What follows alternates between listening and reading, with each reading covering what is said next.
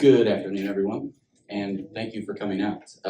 My name is Johnny, and I'm a volunteer with the Indianapolis Liberation Center and the Coalition to Free Vernon Bateman. During this press conference, Vernon Bateman, alongside various speakers involved in his fight for exoneration, will be going over facts of his case, telling the story of his adverse experiences within the legal system, and explaining how those experiences have only led to further trauma, not rehabilitation or justice. So first, join me in welcoming Derek Ford, another volunteer with the Center and the Coalition to Free Vernon Bateman. Derek has been working to free Vernon since March of 2023. He will be giving an overview of Vernon's case. Welcome, Derek. Thank you, John. Thank you, everybody, for coming. This is a very important event, actually, because this is really the first time that Vernon's story, before his latest release, has been told publicly, and the first time that we'll hear from Vernon himself as well as Vernon's mother. So this press conference is focused really solely on what happened between 1998 and 2023. And for the press, that's detailed in the kit, and then there's documentation in the digital kit for you. But I will, for those who are unfamiliar, and each time I reread these documents, I'm sort of struck by another glaring injustice. But in early 1998, and the alleged victim named Angela Truitt left her boyfriend's house at 3:30 in the morning after getting in a fight, and returned 3 hours later at 6:30 in the morning, claiming to have been raped by 3 men. And she was then taken to the Gary Methodist Hospital and was accompanied by a detective named Mary Banks there. At the trial transcripts show that a nurse testified and said that a sexual assault kit was performed on Truitt, and that as part of that, DNA evidence was collected. And the trial was supposed to begin on September 14th, 1998, but the Truitt did not show up. The same thing happened again on September 15th, and the state's motion for continuance was granted without any objection or challenge from Mr. Bateman's public defender. And the sexual assault kit, which both the nurse testified was performed and Detective Banks testified she received it, it was never entered into evidence, the state's evidence against Mr. Bateman. So there was no physical evidence tying him to Truitt or the scene of the alleged crime. The only quote-unquote eyewitness was a man named Saran Foley, who's a co-defendant, and his testimony was delivered through Mary Banks, so depriving Vernon of the right to cross-examination. And further, between, I believe it was February 23rd, when the incident was supposed to have occurred, that day, and the next day, Truitt was shown 2 different physical lineups of Black men. And the first one, she identified one of the supposed perpetrators. The second physical lineup, she could not identify anybody. And then it wasn't until about 3 weeks later that Detective Banks visited the victim at her house and showed her a photo book, at which point she supposedly identified Mr. Bateman as one of the attackers. So he is sentenced to 2 sentences of 30 years and 1 sentence of 10 years to be served concurrently. And he is, immediately sent to prison at 18 years old with, a child in the womb who he wouldn't get to meet for decades. And in 2003 is the first time that the victim recants her testimony. So she writes a letter to Prosecutor Bernard Carter, and she says in that letter, I misidentified Bateman, my attacker, and said, I'm sorry for this, and please release Mr. Bateman, or at the very least, reinvestigate this case. I'm sorry for all the confusion I've caused and harm I've done. And she dates it and she provides her address. She then gives the same recantation to Mr. Bateman's attorney. And then in 2004, she once again affirms that it was Detective Mary Banks who pointed at Bateman and said, "That's him." And that she had never before seen him in her life. That's the only time that she had seen him, was in the photo book, and he was pointed out to her by the detective. Nothing was taken, no action was taken as a result of those 3 recantations. So he languished in prison the entire time. And in 2008, he filed a post-conviction relief appeal on several grounds, right? Including the recantations as new evidence, ineffective counsel, and some other like legal grounds that, you can look up some digital transcript. But astoundingly, right? So this time, Truitt reverses her recantation and says that she had a drug problem and that Mr. Bateman's sister paid her a sum total of $100 for the recantations, right? There are 3 of them. It spans 2 years because she had a drug problem. So that doesn't add up, because if you've ever encountered anybody with a drug problem, $100 maybe once, but then the next time there's going to be another $100 involved, and the next time another $100 involved. And she was also in a psychiatric ward at that time and was heavily medicated. They wheeled her in from the psychiatric hospital to give her testimony there. And in 2007, so the year earlier, Chris Beal, Angela's brother, wrote a notarized letter stating that his sister had been diagnosed with a form of bipolar disorder, and that in June of 2007, she disappeared for 3 days and came back crying, knocking on the door, saying that she had been raped and beaten by a couple. So a very similar story to the one that she told in 1998 against Vernon. Yet the Court of Appeals found that there was that her testimony in 1998 and her reversed recantation were quote unquote reasonable to believe and did not warrant sufficient the standard for new evidence. And they also did not accept the state's inability to produce a sexual assault kit and any DNA evidence that would actually tie Mr. Bateman to the scene of the crime, the alleged crime.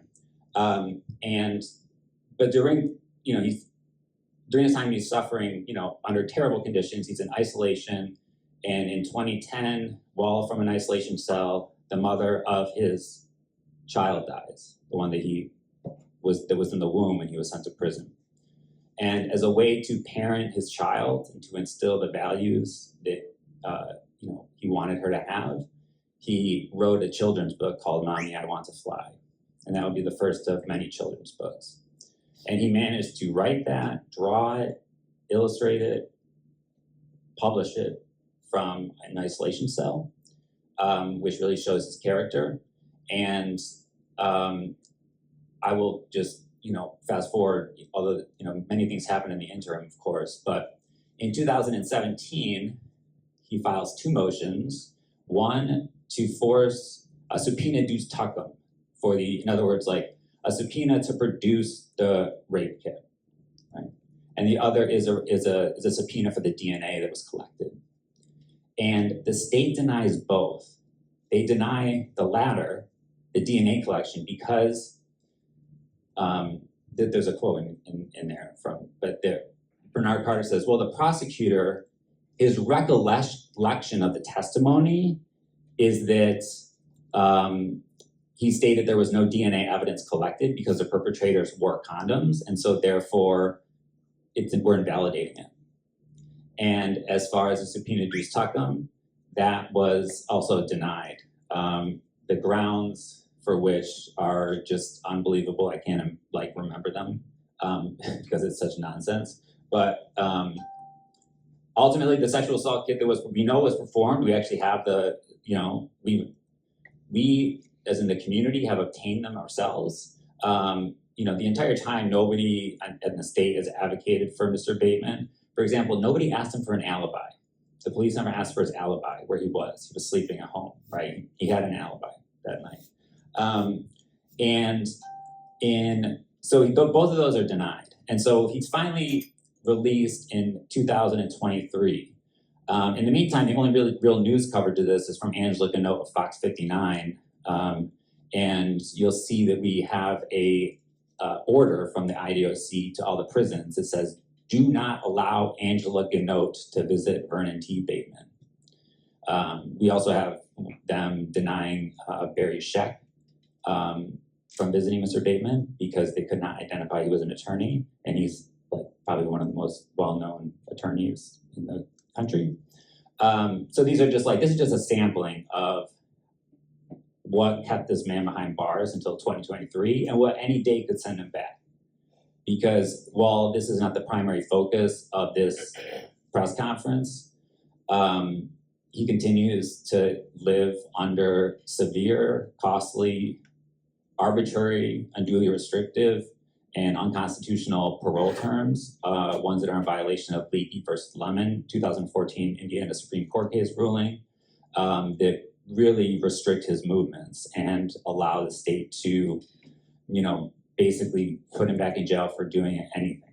I mean, it's quite horrendous. Yet, despite this, the contributions that he's made to our community and actually to our world have been quite tremendous. And I think that's, one of our focuses, right? Foci. Yes. In January, I had the pleasure of going on a delegation. I'm a professor, and so we have an exchange program with Korea University, which is in Tokyo. And when I went there, they knew about Mr. Bateman's story and his books, and I was able to bring them with me. And I gave them, to the principal of an elementary school, and he said, and Mr. Bateman sent a recorded message, and the principal immediately said, I'm going to use these in our English language curriculum because they were accessible and because they taught, very positive messages, right? And his last book, 2020, If Bullets Could Cry, is part of his project, Baby 22 Gun Safety, LLC, which started as an effort while he was in prison to allow inmates who are incarcerated for gun crimes to make amends for those crimes by donating to the Baby 22 Gun Safety. And then that money would then go towards victims and the families of victims of gun violence to help pay for medical costs, hospital bills, in the worst case, funerals, etc. And that work continues today. And of course, he has Art for Exoneration, a 2-week experience that will take place at Gallery 42 on Washington Street, starting in 1 week. So after this, we will actually be going to set up for that. The grand opening is Monday, July 21st from 6 to 9 p.m. And that's a group show called Just Beyond the Senses, because Mr. Bateman, it's not about him. He's always bringing other people into his orbit, and he's using it as an opportunity to shine a spotlight on other artists who he has connected with. And the list of his supporters is long and continues to grow. It's expansive, and it's about as inclusive as one could think. It includes people who represent all sectors of society, all industries that one could work in, all ages, all races, genders, everything. Statuses, everything. Pop culture icons, right? Everyday people like me and Johnny. And so we invite you to come out to that. And the grand opening is really a call, because he won't be able to be there the entire time, because it ends at 9 o'clock. And yes, his curfew is at 9 o'clock. And so we're making this a summer that we exonerate Vernon T. Bateman, because if you look through this case, I've had so many people. Every time we talk to somebody about this, they're like, this doesn't make any sense. And I thought the same thing, and the conclusion is it does. There is no sense to make of it, right? There's really no reason why this shouldn't happen immediately. So if you'll see in the press kit, there's also a list of demands. Some are more immediate than others, but ultimately there's absolutely no reason that Vernon T. Bateman should have to live another day under the conditions that he is living under. And it's not just an injustice to him, it's really depriving our entire community and our entire world from the gifts he has to offer and the mission that's in his heart to really heal our world by teaching our children, good positive values. In 2012, my favorite book of his came out, and it was about anti-LGBTQ bullying, based on a true story of an LGBTQ kid who had killed himself because of bullying in a local school. And this is 2012. You can think back then, that's he was incarcerated. That was a controversial topic at the time, right? It's not like it was today. And he was had that advanced foresight to produce something for children to teach them that message, So that's why we're here. And we are now going to hear from Mr. Bateman himself about his story and really anything he wants to share to the world, because this is, he has a mic. It's been a long time since he's had a mic.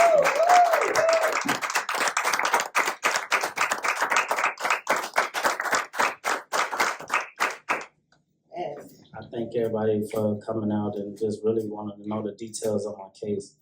A lot of special people in the room that helped really took it to the heart to not just hear it and go along and just try to make action out of it, put action behind it, even the media and everything, my family supporters.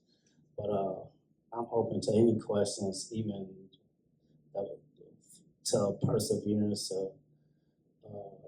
anything that y'all want to know about me or the case and everything, the person behind the artist, and to be strategic to the point that, it would put you at a rage from all the things that I've been through and everything. But I tried that and I did that, but God put something in your heart to change it all,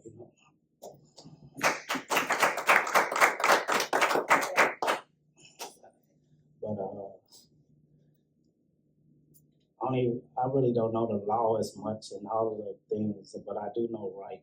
So if you're doing right, you bring it to the light, And that all I'm trying to do is bring my positive to the light. And I know sooner or later that the light can do so much with inside the dark, And it gives you so much hope if you just go towards the light, So I'm open to any questions or anything that anybody got to ask me.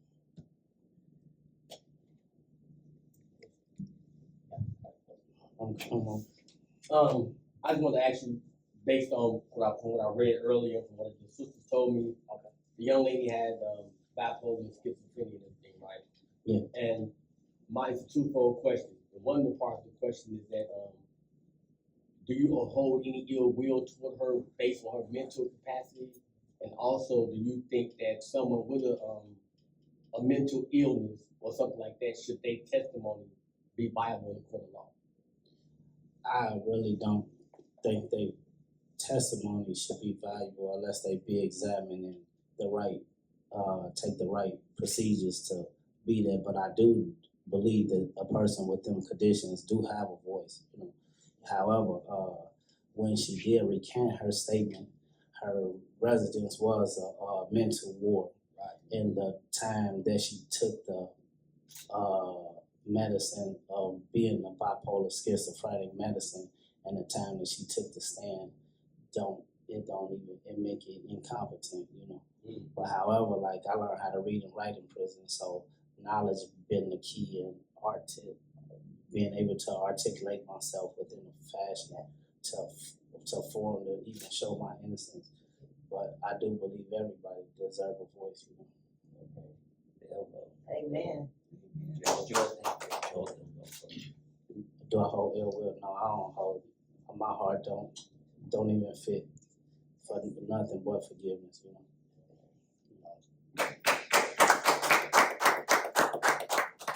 Go ahead. So to add to his question, throughout the research that we've done since '98, that lady actually have a couple of degrees, and she's very intelligent, and she had recanted her testimony 3 times. The actual time when she took the stand and recanted again on stand and said this and said that, she was diagnosed in the facility at that time. But it was a time when she first went to Bernard Carter, and wrote to the judge and sent a letter to my mother. She was actually teaching in Milwaukee, Wisconsin. So when she stood there and testified that they told her they was gonna give her kids back because she was on drugs and lost her kids, and that's why she used that, said that, and it's so many stories to where if we want to exonerate Vernon Bateman, then we have to go off facts and facts alone, which is, I'm not, like he said, as the family go, we hold no malice. We only held accountable people that we voted into office, people that was responsible for collecting samples and collecting this. And I feel like the best thing that could have happened is that Methodist Hospital of Gary, Indiana, Nurse Coppin and Dr. Winston, they took position, and they respected their positions to the point where they not only did their job and said they examined 2 females, they gave 2 females kits to the Gary Police Department. So that's the only, if we gonna talk about accountability, the justice system is in place, so you can't just say anything. All of the facts of the case is what we all need to focus on, and that's you created a crime scene.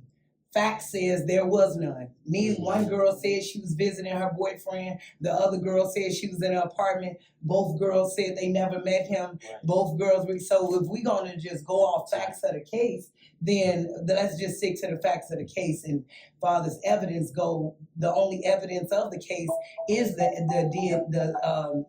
samples that was collected, stating that there was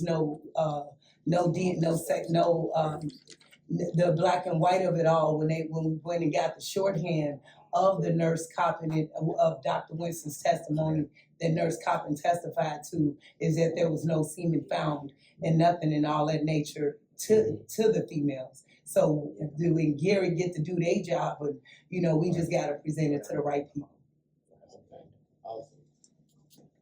Go ahead, thank you. Yeah, Vernon, I have a question about, like, what legal avenues have been explored? I'm familiar with your case, but are there any like recent developments? Like, have you been approached by any like organizations to help you out legally? At this point, at the time, I have the Innocent Project, the Exoneration Clinic from Notre Dame, Chicago, Exoneration Clinic as well.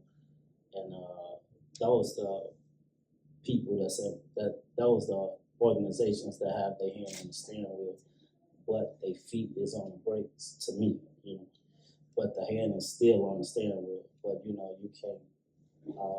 I do have faith in them, but it's nothing been shown to even I can feed the community nothing but false hope, and I've been waiting for hopefully even this day. My attorney spoke and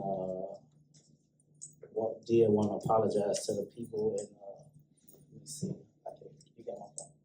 Yeah. I can read the text message that my attorney sent me to be present at this moment, because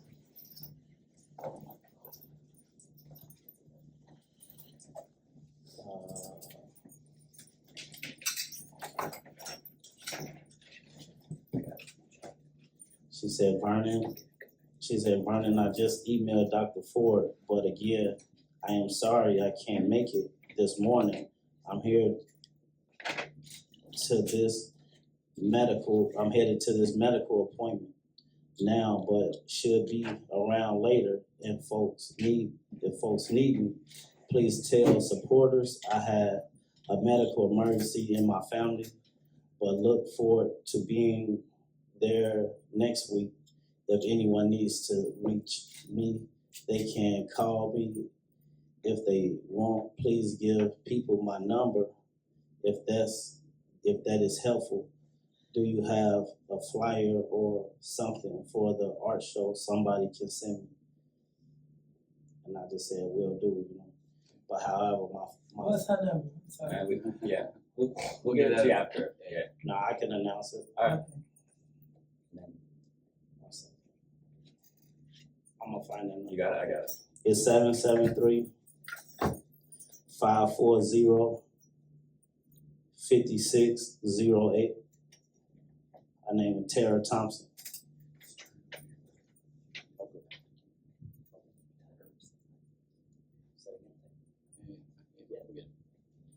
All right, we're gonna come back to the Q&A, but first we'd like to introduce a special guest here. Thank you, Vernon, for your words so far.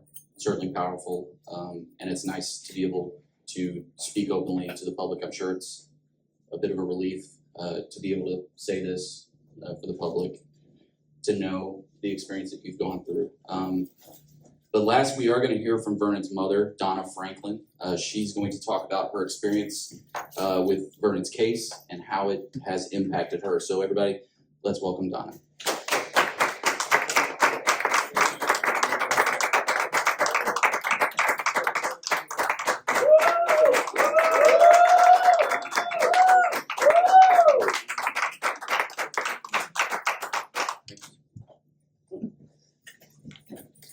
Thank you.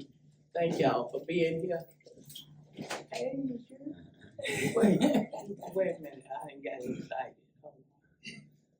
Thank y'all for being here, though. But this case, Vernon have really took a toll on me. Number one, I'm not understanding it. First of all, because to me, he should have been cleared years ago, and he haven't been. So, if anybody know who I can talk to get at least get the chains off of him, that'll be a big help for me. If you know how to tell me how to clear his name for something he did not do, I need that help too.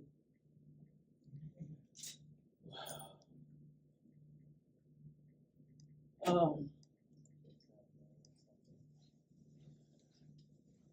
don't know if we can talk about the case or what I need to do, because if I talk about the case, I'ma really get deep.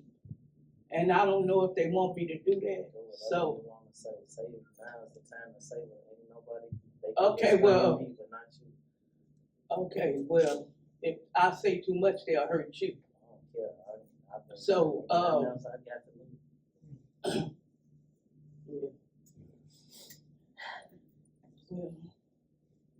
just tell me how to clear him. Number one, I want to go into the case because, first of all, he was supposed to be cleared years ago, and they keep adding on years after they say it was okay. We know he didn't do it, but you don't clear it. I'm not understanding. And then after he goes into this so many years, he ended up with a baby that he had in jail, well, not in jail, but in prison. Oh. And this is what I don't understand. But they want me to be happy for a grandbaby that's in prison, that he made in there. I want to know how did she get in there to even have a baby by him? Not only that, what did you do? I mean, how do that go? Do you put your butt up against the gate, against the bars, or what do you do? And then he have to clear, and then you ask him, you want money from him for child support.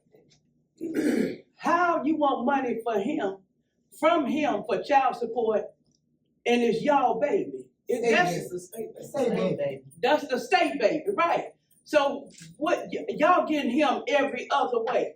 First you getting him for something he didn't do.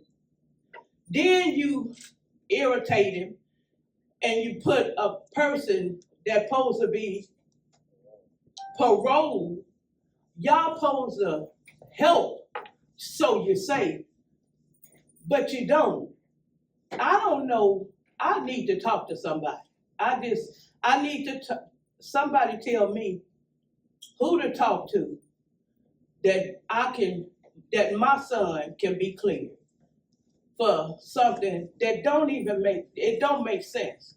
If you can just tell me how it made sense to you, then I still don't understand. I need help. Not only do Vernon need help, but I need help to understand what I need to do. Cause we've been going through this for years. Since what, 93?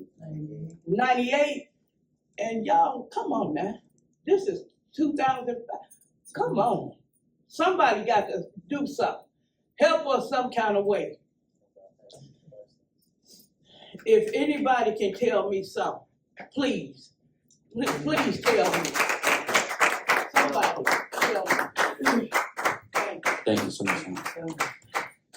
Yeah, we're gonna swing back to Q&A, but first I'd like Derek to take over the mic. He's gonna talk about what Donna was just referencing. Obviously, it didn't end with his conviction. The trauma inflicted by the state continued. It's been almost 30 years now, and Derek's gonna elaborate on that just a tad. Yeah, just quickly. And this is in the digital press kit. You'll find a link to this. We have a video of a former press conference who did explicitly about this, but he was released in 2023 to a parole agent named Jason M. Cotty, who was also in charge of SOM, the Sexual Offender Management. I forget the other name is something. In other words, he's in control, and they have the power to put you back in jail for life. I mean, they have a lot of power. And this man proceeded to text Vernon late at night into the early morning hours, clearly getting drunker and drunker, asking him to come over to his house and engage in sexual acts with him. And we have the texts, we have everything. And it wasn't just one time. And he wasn't fired. Vernon was reassigned to another parole agent. And so that's one part of it. So they released him to an actual sexual offender, right? And then in last summer, Dorothy N. Scales, who worked for Aramark, which is the food contract for IDOC, filed for child support in custody, just child support in the matter of Promise N. Scales versus Vernon T. Bateman, filed on behalf of the Marion County Prosecutor's District, because she is in Las Vegas now, and she needed the Marion County Prosecutor's Office to sign off on it, and they did that. And as a matter of record, it says, Promise N. Scales was conceived on or about May 2007, was born, this date in 2008. And nowhere does it mention where he was at the time, which is in prison. And she had power over him because she, one, could write him up, and two, could deprive him of food or not, right? So it's impossible for somebody in a position of power to have a consensual sexual relationship with a subordinate, right? Who's under their control and under their, so in other words, she raped Mr. Bateman, and then the state allowed her to sue for child support. And the state has thus far not filed charges against Scales. There's several reasons. I mean, one is that new DNA evidence was discovered, which we demanded as part of this whole process, right? We said, no, let's perform DNA, right? And we confirmed that it was the child. When the state discovers new evidence, there's another year added to the statute of limitations, but there's also the PREA Act, which supersedes all of it. So she is still can still be held accountable for those crimes, as is the state of Indiana. So that's another thing that we're pursuing. Yeah, thank you. Sure. Does anybody have any final questions for anybody on the panel? Sure. I'm wondering for Mr. Bateman. So we've heard that Ms. Truitt recanted her testimony, and the only other person who provided testimony was Mary Banks on behalf of Saran Foley. Has there been any progress in, has Saran also changed his narrative, or has there been any progress on that end? To my knowledge, Saran Foley have tried to reach out to my attorneys with different statements and stuff, like 4 different times that I have on record. 4 different times. And can I ask a follow-up? What is Saran saying now? Is he saying that he was saying that he was forced by the detective in Mary Banks, which is Detective Mary Banks, to coerce him to saying that I was a part of the act or whatever. To add to your answer. 1 second. Go ahead. Could you speak about your mask and your outfit? Yeah. My mask is I do art, but I connect at a level of art that I don't even understand what I'm doing, you know. And my mask say I am. The art I have the paint that I have right now is called Cookies and Milk. With so many stipulations and parole conditions that they got me under, I have to mask so many emotions that really make you human, you know. So a lot of times that's why I wear the mask to show that I have to wear the mask to even feel human. Can you give an example? Can you say about? For like they give me polygraph tests to see have I kissed a woman or see have I told somebody outside of my family I love them, you know. And if I does those things allow me to fail my polygraph test. If you say you kiss somebody, Yeah, if I say I kiss somebody, if I had sex with anybody, or if I tell somebody I love them outside of my family. then what? You go back for saying you love somebody. Yeah, it's like, yeah. That's what I'm talking about right there. I like to read something. Go ahead. Go, Mike. Yeah, you got to get the mic. This is one of several letters that reached the family and reached the Gary's Lake County prosecution. He mailed this a lot. It's from Saran Foley, October 23rd, 2018 at 2:56 a.m. Hey, this is my plea to the world. I have been silent for 20 years. My mouth has been covered, but my voice should awake the hearts of mankind in this touchy situation. This is from Saran Foley.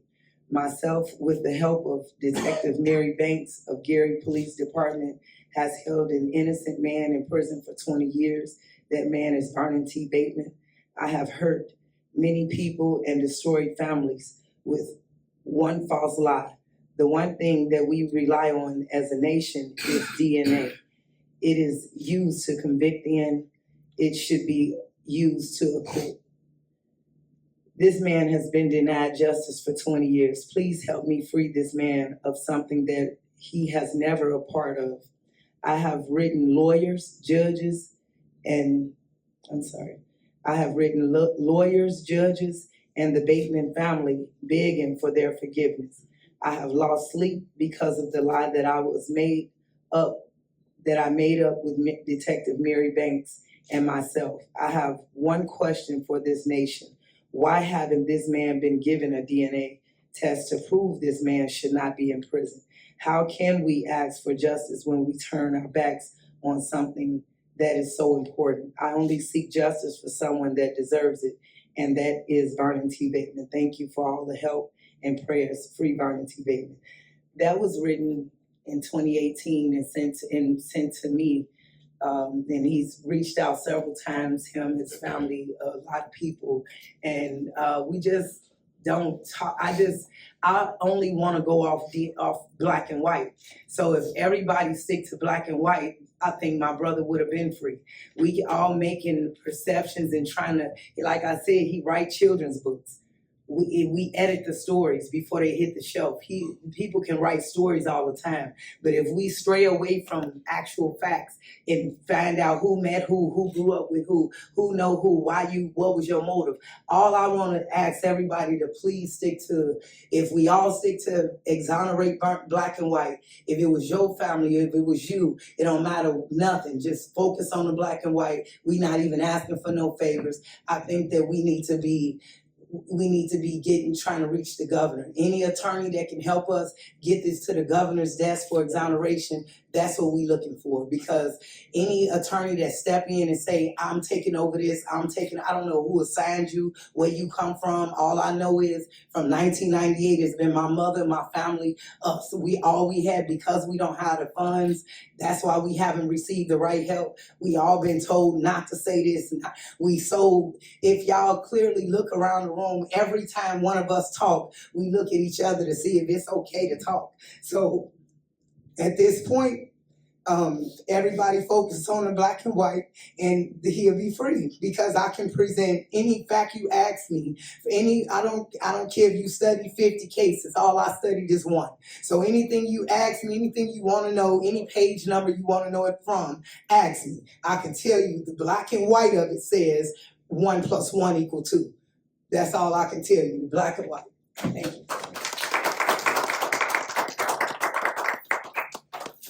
Thank you so much for speaking out. And from that letter, you heard Saran ask for justice. This is no longer an ask. This is the community demanding justice. We're here today. It is long past time. I've been here for 9 months, and for most of that 9 months working with the Liberation Center, I've been with Vernon, helping him out in various ways. And I'm so completely humbled by how gracious and community-focused Vernon remains, despite the constant neglect that the state has shown him. Not just neglect, actually oppression. Straight up, this is oppression. And we just can't have that any longer. Amen. So please read through these packets, find out ways to help get the word out, get the message out. Yeah. Social media.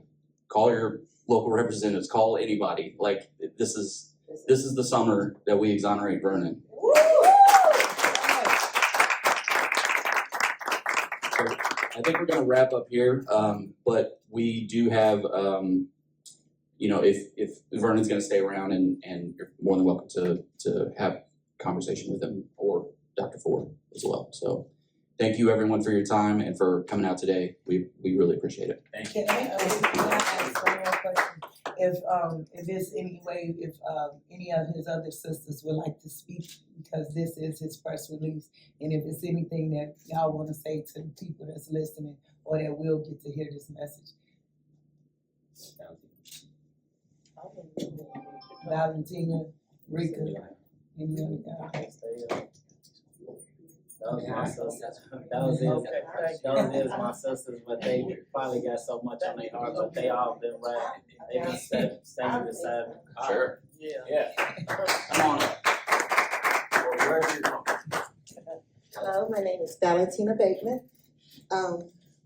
We didn't grow up together. He is my brother.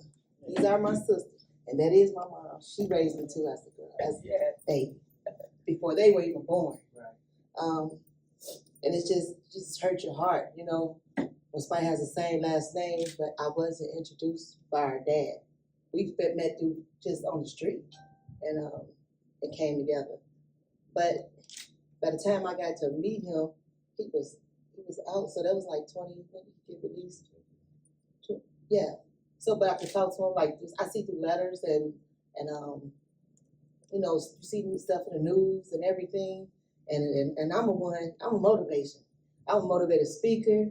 I speak out and I help people. And I'm like, hold on, I'm knocking at something. So I've been down in Gary, but something about my son told me, get back on the highway, man. Get on back down here. So I ended up, I didn't know this meeting was gonna be today. You know, just I met up with him. You know, that's how God works. I'm real spiritual, and I put God first. He put God first. Tell him he not in crooked places no more. His path is straight now, so he is free. So I wrote this down to say our brother Vernon Bateman spent 27 years in prison for a crime he didn't commit. The witnesses recanted. There's no evidence. He's home now, but not truly free. Waiting for his name to be clear. I'm speaking out because his fight isn't over. Vernon deserves a full freedom, so our brother deserves a full freedom. And it is gonna hit the world, it's gonna hit the waves. He makes a difference. I shared some of his books. I read them to some of the kindergartners, different schools. I go out and read to people. I do a lot of volunteer. So I read to people some books I gave to people. But for the most, that vision, I know he has a vision, not just because he's a part of me, he got the same blood. No. His vision is real. And when God put stuff in your heart, and when he's speaking out, yeah, you're right, don't be afraid. Don't be silent no more. I'm not silent no more. It's not been in the shell too. But it's different, different views on it. We got different paths, but we still came out to be one. So I'm encouraging you. I love you guys. And we got this. God got us. And you are free. I